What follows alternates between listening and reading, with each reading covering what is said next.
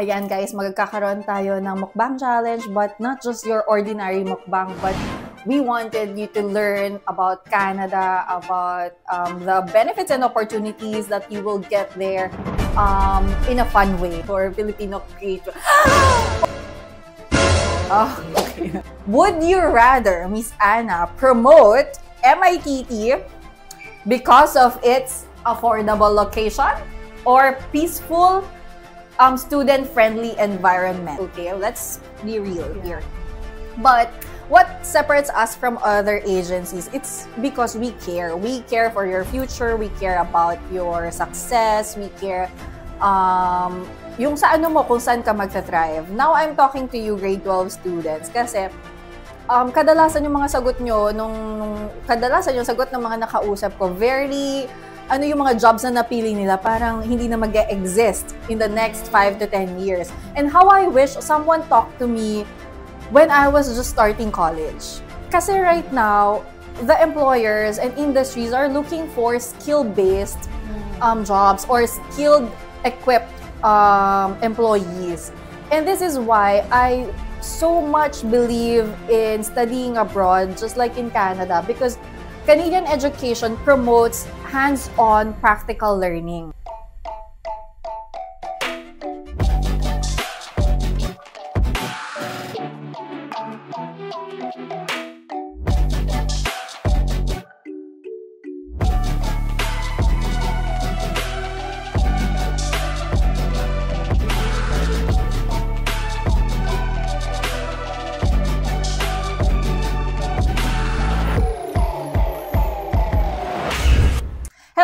And welcome back to the Kanata channel, and we're here with our new segment called Mukbang Challenge. So isn't it great that we can make education exciting, fun, and entertaining? And because of that, I would want to thank our team here at Kanata Education, especially Mika, our marketing executive, who is in charge of the videos and podcasts that we produced here at Kanata. So ayan guys, magkakaroon tayo ng mukbang challenge, but not just your ordinary mukbang, but we wanted you to learn about Canada, about the benefits and opportunities that you will get there in a fun way, okay? So without further ado, I would like to welcome Miss Anna of Manitoba Institute of Trades and Technology. So she'll be here. She's our first guest during our mukbang challenge, and so I hope you'll enjoy this segment with us. Yes, thank you, Miss Kat, and thank you for inviting me dito sa very creative way of educating the students about Canada. So we will have our mukbang challenge. Yes, later. Of course. So, just to inform you kung ano yung magiging flow ng ating mukbang, kasi syempre, parang ano yun, kakain lang ba kayo or meron ba kayong ibang gagawin? So, ang mangyayari is there will be 2 choices ng food, and then yung dun sa 2 choices ng food na yon, merong corresponding options nga. I mean option. So meron dun nakasulat. I do have a question, then may nakasulat dun kung ano yung best fit dun sa question, yun yung pipiliin ni Miss Anna na kainin. And then, yung matitira, syempre, alangan naman siya lang yung kumakain, di ba? Paano naman ako dito? Nagutom na rin ako. So, yung matitira, yun yung kakainin ko. Okay? So, para share kami ng food. Pareho tayong kakain dito. Yeah. Alright? Are you ready? Yes, more than ready. Okay, perfect. Okay, first challenge, or first part of this mukbang challenge, would you rather, Miss Anna, promote MITT because of its affordable location or peaceful, student-friendly environment? So, pili ka lang dyan. Ano yung sinasabi ng puso mo? Okay, sige. Ano muna, bago ako pumili, siguro bigay mo na ako konting sige, context, no? Yeah. Sige, kasi given na kasi parang most of the institution naman may peaceful, student-friendly environment, no? Siguro what makes MITT unique, it's yung affordable location. Okay. So, pinili ni Miss Anna yung affordable location. Sige, you have the pleasure to open. Okay. Tada! Okay. Kala mo may buhay na lumalabas. Grabe yung pagka-ano ko dito, ha? Tada! That is, ano yan? This is, poutine from Canada.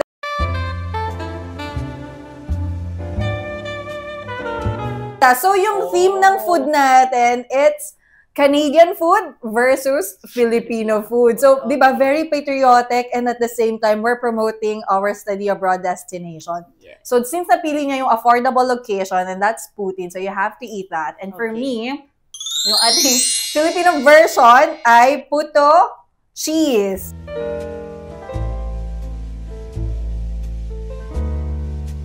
So, puto cheese. Buti na lang may cheese kasi favorite ko yung cheese. Okay. So, ayan. Anyway, now, I have a mini challenge for you. So, syempre, hindi lang basta-basta kain lang dito tapos pili-pili lang ng konti, no? So, since napunta sa'yo yung poutine, ngayon, name one reason why a student would feel safe and settled in Winnipeg. Kasi syempre, students are, you know, it's a new life for them. If they are yung grade 12 students, yung mag-start pa lang sa college, syempre, nandyan yung parents na worried sa mga anak nila. Okay kaya dun sa Winnipeg? Paano kung wala silang kamag-anak, diba? So, name one reason. One lang daw. Bawal madami. Okay, sige. So, siguro yung one reason na yon is they would feel safe sa Winnipeg area. It's because of the Filipino community. Oh. Kasi dito pa lang sa atin, di ba, sa Philippines, Filipinos are naturally hospitable and welcoming. So, isa nga rin sa madidescribe ko sa Winnipeg area, sa Manitoba, is family. Kasi, nandun yung Filipino community. So, definitely, whether you are K-12 graduate or a young professional, medyo bata ka pa, or wala kang relative doon, you will definitely find a family there. And it feels like home. Kasi because of the Filipino community, ilan nga, gano'ng kadami ang Filipino population? It's about 94 to 100,000. Oh, wow! By numbers. By numbers, yes. 100,000.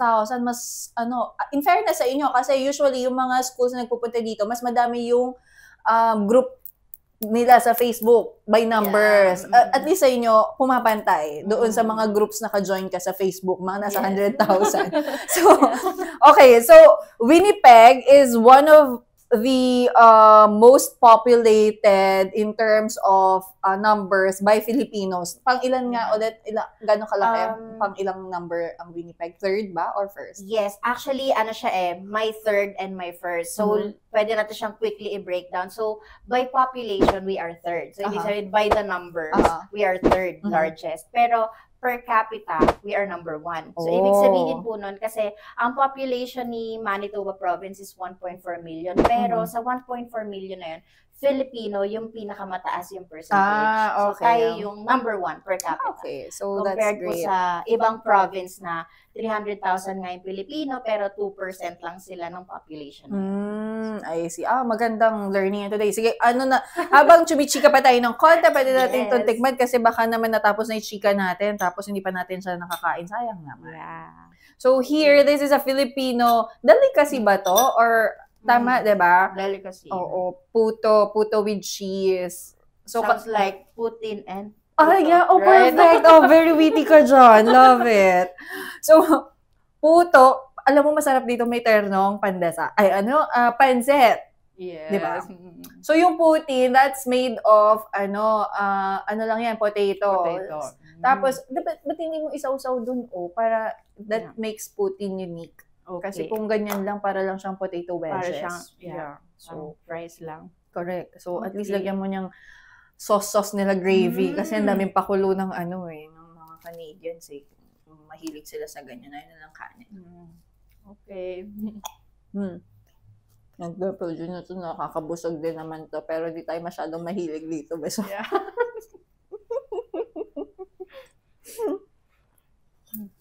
Sige, tikman natin itong mga lumulutang-lutang dito.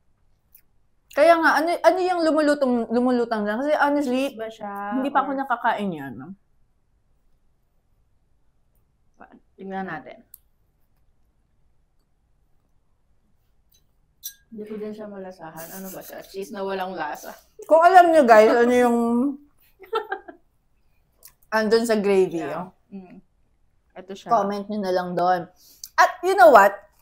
So, syempre, pag nandun ka sa Winnipeg, speaking of food, since malaki yung Filipino community, for sure may adobo, may ingredients ng adobo at saka tinola, ng sinigang. So, at may rice. So, hindi ka mahihirapan humanap ng Filipino grocery. Actually, Miss Kat, maraming Filipino store doon. So, marami din Filipino restaurant. So, name it, whether Kapampangan Restaurant, Ilonggo Restaurant, Cebuano Restaurant, meron tayong mahanap sa Winnipeg. Nice. Meron din karaoke place. Definitely meron. Actually, yan, i-advance ko na, no? May 3 Jollibee tayo sa Winnipeg. May 3 Jollibee. Akala ko wala. Anyway, kasi kasama siya sa question niya. Nasusunod. Yan, pwede natin ka. Hindi, okay lang. Okay. I think we're okay na dito. Okay, so we have now round 2. Now, again, mamimili ulit kung alin dyan based doon sa aking question. So now, Miss Anna, would you rather recommend MITT for its practical job-ready programs or because of its affordable tuition fees? Okay, sige. So, for this time, I will, aside from the affordability, kasi napili na natin siya kanina, no? Pipiliin ko naman yung practical job-ready programs. Okay, sige. Let's open Sesame. Okay. Hindi siya pandesal.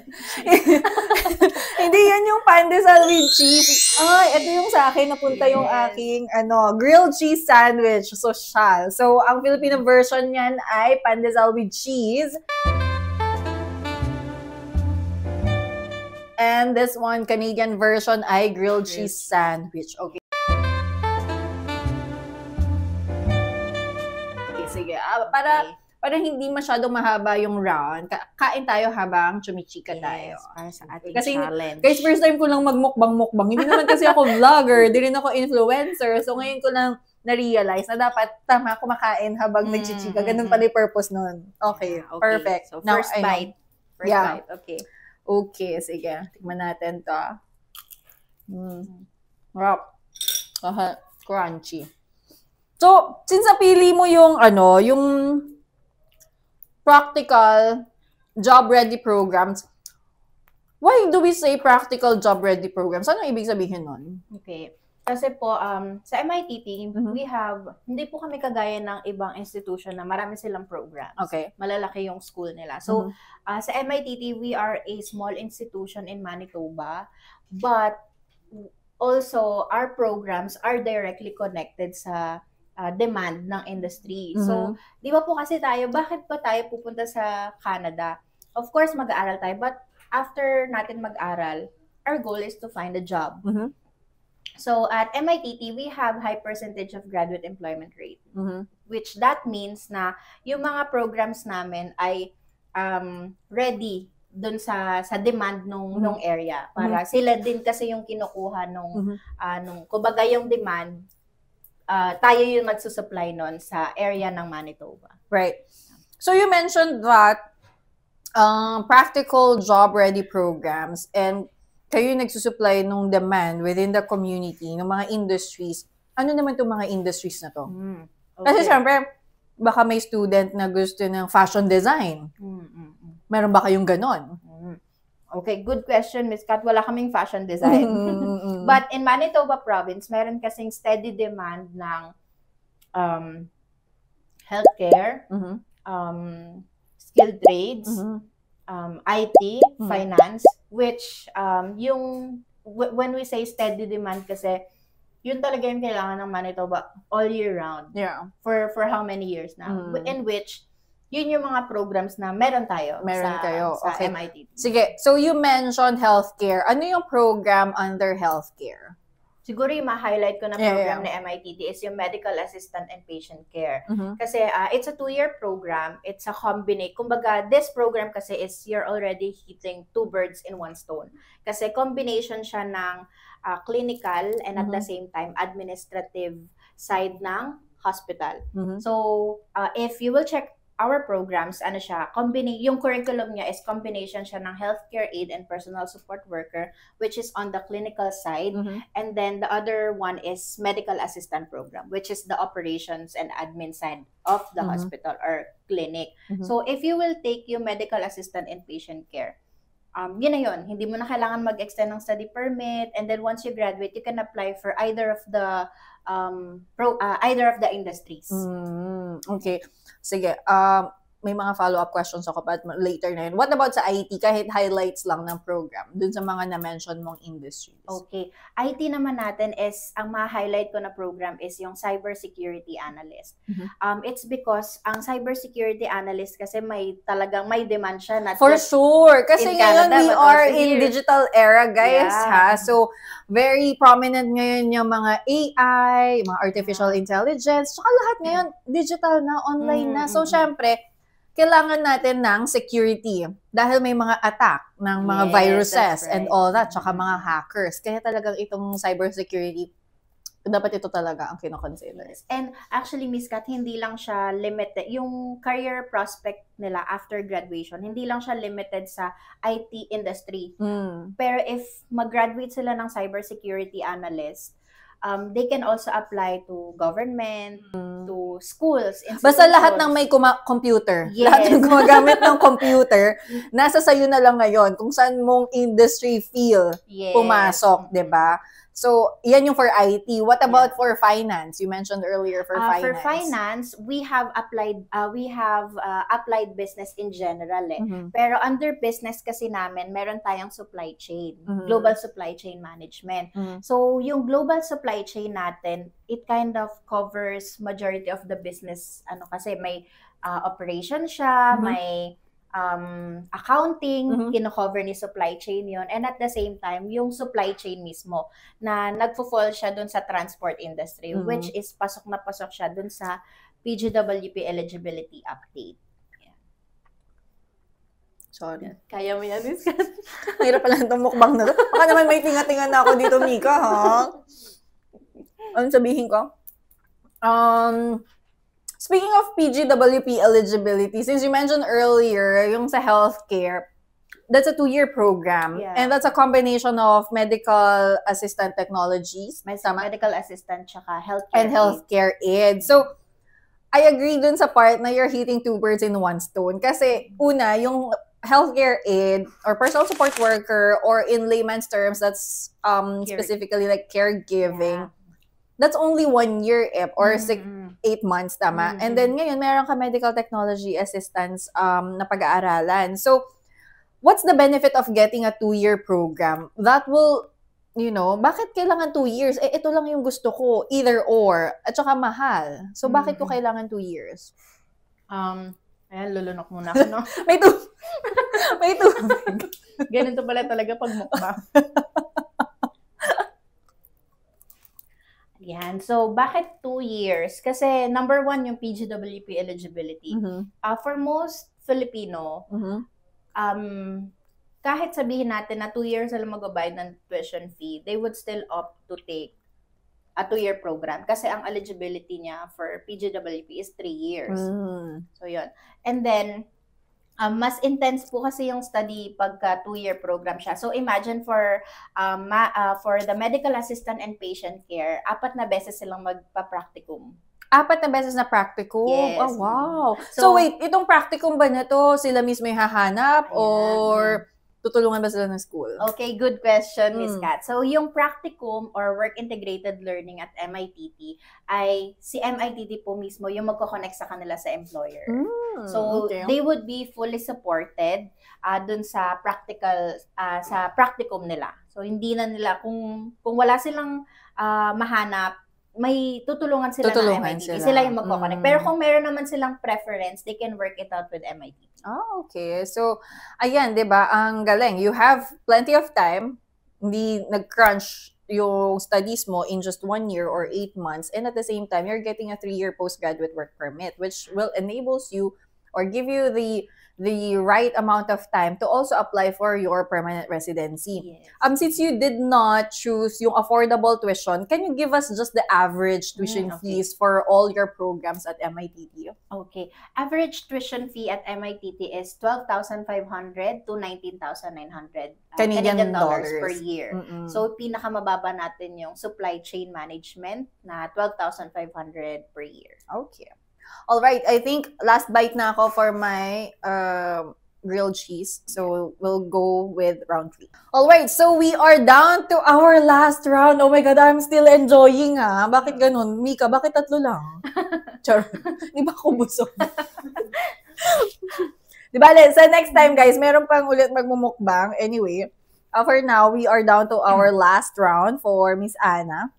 Okay, so now, my question is, would you rather recommend MITT to adults making career shift, mag-shift ng career, or to Filipino fresh K-12 graduates? Okay. All right. Sige. So, for this question, I will choose Filipino K-12 graduates. Why? Sige, wait. I-open pala muna natin kung ano yung food natin for Filipino K-12. So, napunta sa kanya yung, ang tawag dito, sapin-sapen, kutsinta, or what? Sapin-sapen. Tinala kasi hindi ako mahilig sa sapin-sapen. So, ito sa'yo, Filipino grade 12 graduates, and for me, oh my God, ano to? Tuna sandwich.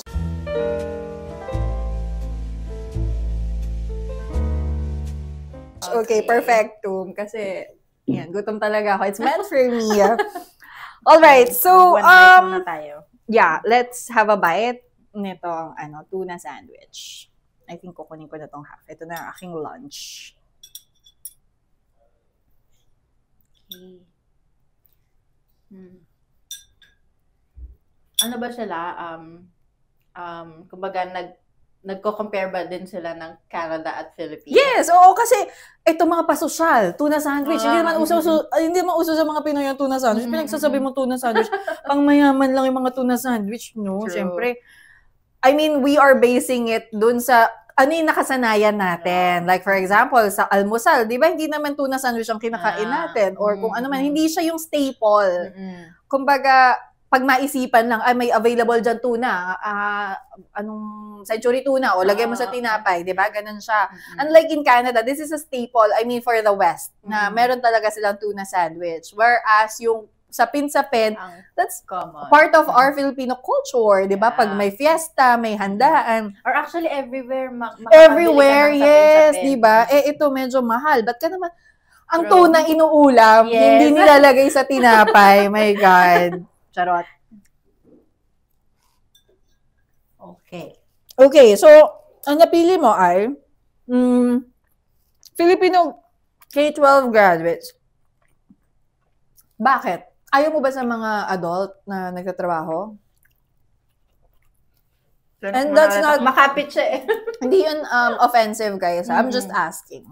Kung, is it because may age limit? Or is it because yung mga programs ba ay for grade 12 lang, design? Okay. Sige, balikan muna natin yung sa adults na nagtatrabaho, no? Actually, good option din sa kanila yung programs na MITT. It's because, lalo na if intention la to work part-time, well, for sure, for K-12 graduates, intention din naman talaga to work part-time. Kasi, number one advantage, kasi yung programs yung classes ni MITT ay fix. So, may makikita kayo na morning section, afternoon section, evening section. Okay. Pero, how long usually ang class naglalast? Like in a week? In a week or in a day? Per day, it's about 4 to 5 hours per day. So, fix yun. Unlike kasi sa, if I'm not mistaken, sa ibang school, it depends with the availability of the professor. So, parang pagka morning yung availability nung, let's say, biology professor mo, tapos afternoon na ulit yung next subject. So, that's completely different with MITT. So, fix yung schedule para after ng school nila, they can work na ng dire-diretso. Like, part-time work dire-diretso. So, yun naman yung advantage for if mag-work, yun yung goal nila. Pero balik tayo dun sa bakit Filipino K-12 graduates. Ngayon po kasi, without sugarcoating it, medyo naghihigpit po talaga si Canada. So, we are now tapping the senior high school graduates because wala naman age limit, but the programs also are suitable for fresh graduate or yung mga nag-explore pa lang ng career nila in Canada. And again, you don't need to be afraid kung medyo bata ka pa kasi we have a very welcoming community in Winnipeg City. Nice. Okay. So let me just expound further, no? Since you chose yung grade 12 students, and I was just in Dubai talking to grade 12 and grade 11 students. And while I was there, medyo na-late kami ng punta actually. Kasi itong mga grade 12 students, alam na nila ngayon kung saan sila mag-aaral, ano yung course na kukunin nila, no? However, when I came and I started presenting about study abroad, the opportunities and all that, medyo naguluhan sila. Na-disrupt ko yata yung kanilang mga decisions in life. You know why? Kasi my goal as your consultant, it's not to just send you abroad. It's not just for us agencies na mukha lang yan silang pera. Nagre-recruit lang sila just because gusto nilang kumita ng pera. Well, that's so true. We're not here to do charities, okay? Let's be real here. But what separates us from other agencies, it's because we care. We care for your future. We care about your success. We care yung sa kung saan ka magta-thrive. Now, I'm talking to you grade 12 students kasi kadalasan yung mga sagot nyo, kadalasan yung sagot ng mga nakausap ko, yung mga jobs na napili nila, parang hindi na mag-exist in the next 5 to 10 years. And how I wish someone talked to me when I was just starting college. Kasi right now, the employers and industries are looking for skill-based jobs or skilled, equipped employees. And this is why I so much believe in studying abroad, just like in Canada, because Canadian education promotes hands-on practical learning. Right now, definitely you're not thinking about migration, you're not thinking about permanent residency, and that's okay. Permanent residency will come later, and that's just the benefit you're getting from studying in Canada. But if you're choosing a career, kasi ngayon, yes, mag-aaral ako, miss, gusto ko masaya ang aking college life. It's an experience, right? And mind you guys, masaya mag-aral in Canada. Yung campuses nila, I'll show you here, yung videos. I think it will be shown here somewhere. Videos of the campus, yung mga clubs available, a little bit of a sneak peek of the life or yung student life na pwede nyong ma-experience once you study in Canada. And while yung other option is for fresh, adults making a career shift. I mean, we are not disregarding you guys, ha? It's not it doesn't mean it's not for you. It just means that you are still allowed to do a career shift. It's just that Canada is very particular right now with the type of students they are getting. And syempre, yung mga nasa mid-level na in their careers, we can still assist you. You can still apply. It's not about hindi kayo welcome, ha? It's just that kayo kasi may families, 'di ba? May families kayo, and the main reason why you want to migrate to Canada is to bring your family. And I don't want to lie to you or itago ko sa inyo na, yes, sige, bring nyo lang yung family nyo, dito kayo mag-aral, kaya nyo silang dalhin. Hindi nga sila allowed if you're not studying masters. So, since diploma programs yung ino-offer ng MITT, kailangan na mga students are either single, fresh grade 12 graduates, yung naghahanap ng bagong life, or yung hindi kailangan isipin na isama yung family. Kasi once again, that means we're not setting you up for success if you want to bring your family with you kasi nga hindi siya allowed. So, ang dami ko nang nasabi, but that's my point. Okay. Yeah, and also to add lang din, Miss Mhm. Kat, dun sa options natin for Mhm. grade 12, no? Kasi yun nga, yung mga fresh grad kasi natin ngayon, they're really aiming for upgrade Mhm.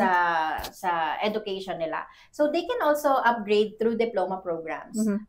by being practical. Mhm. So initially, if you will choose, for K-12 graduates natin, if you will choose certificate of diploma or certificate or diploma programs at MITT, you will save a lot of money. Mhm. Then, di ba, parang, then PGWP ka, and then kapag na-PR ka na doon, you will be considered as domestic student. Mm. So, by that time, I mean, pag PR ka na, and then you decide na mag-study ulit, that's the time you will be considered as domestic student, in which mas mababa na yung tuition fee mo. Yeah, correct. Parang nakatipid ka in the Mm. first 2 years mo if you will think about yung practicality.